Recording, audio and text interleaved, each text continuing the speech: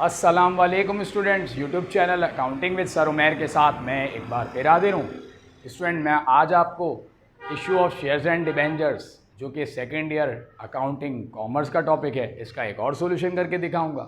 लेकिन वीडियो देखने से पहले अगर आपने मेरे यूट्यूब चैनल को सब्सक्राइब ना किया हो तो सब्सक्राइब कर लें, ताकि हर नई आने वाली वीडियो का आपको नोटिफिकेशन मिल सके। स्टूडेंट, आज की मेरी जो वीडियो है इसमें हम बॉन्ड्स या डिबेंचर्स किस तरीके से शेयर्स में कन्वर्ट किए जाते हैं, जिन्हें कन्वर्टेबल बॉन्ड्स भी कहा जाता है, उसकी एंट्रीज बनाकर दिखाऊंगा। ये question 2004 regular private question number 4B है, जो मेरे लेफ़्ट पर आपको नज़र आ रहा होगा। इसकी ट्रांजैक्शन नंबर सेकंड, जिसमें हमसे कहा जाता है debenture of ₹80,000 were settled bye issue of number of shares of ₹10 each. 80,000 रुपये के डिबेंचर्स थे, कंपनी ने वो डिबेंचर्स लेकर उसके बदले शेयर्स दे दिए और शेयर की पार वैल्यू 10 रुपये। इसका मतलब स्टूडेंट ये हुआ कि टोटल 8,000 शेयर्स इशू किए गए होंगे। जब कंपनी डिबेंचर इशू करती है तो उस वक्त कंपनी की लाइबिलिटी बढ़ जाती है। चूँकि अब डिबेंचर होल्डर्स ने डिबेंचर रिटर्न कर दिए तो कंपनी की अब लाइबिलिटी कम हो गई, तो डिबेंचर्स पेबल डेबिट हो जाएगा 80,000 से। शेयर्स दिए 8,000 और एक शेयर की पार वैल्यू 10 रुपये। 8,000 मल्टीप्लाई बाय 10, 80,000 शेयर कैपिटल बढ़ गया, वो क्रेडिट चला गया। कंपनी की इक्विटी बढ़ गई और लाइबिलिटी कम हो गई। Narration, issue 8,000 shares of ₹10 for the settlement of debentures. Company ने 8,000 शेयर इशू कर दिए डिबेंचर्स की लाइबिलिटी को ख़त्म करने के लिए।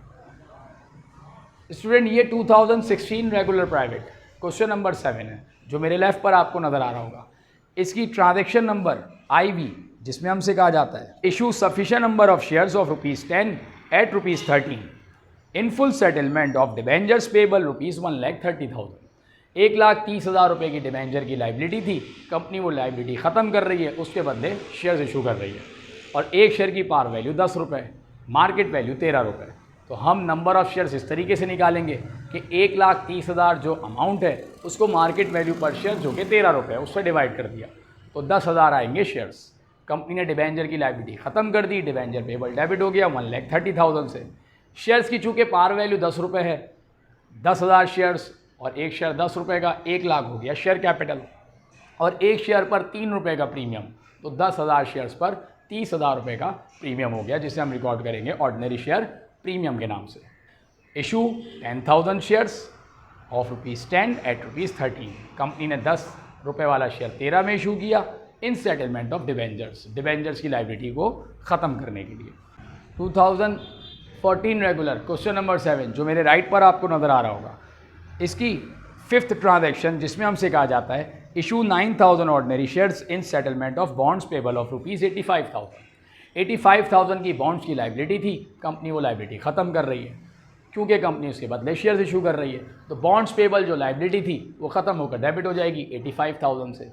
बॉन्ड्स भी लॉन्ग टर्म लाइबिलिटी है, इसे हम ख़त्म कर रहे हैं क्योंकि कंपनी उसके बदले शेयर्स इशू कर रही है और शेयर्स इशू कर रही है 9,000, एक शेयर 10 रुपये का है। इस तरह से कंपनी की जो इक्विटी इंक्रीज़ हो गई 9,000 × 10, 90,000 ऑर्डिनरी शेयर कैपिटल, और 5,000 का हो गया डिस्काउंट, इसको हम रिकॉर्ड करेंगे ऑर्डिनरी शेयर डिस्काउंट के नाम से। जिस तरह से यहाँ प्रीमियम था क्योंकि डिबेंचर की लाइबिलिटी ज़्यादा थी, लेकिन डिबेंचर की लाइबिलिटी ज़्यादा थी जबकि इक्विटी का अमाउंट कम था, तो यहाँ पर प्रीमियम हुआ।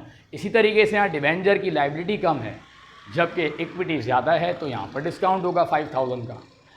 Issue 9,000 shares of ₹10 for the settlement of bonds. Company ने 9,000 शेयर इशू किए बॉन्ड्स की लाइबिलिटी को ख़त्म करने के लिए।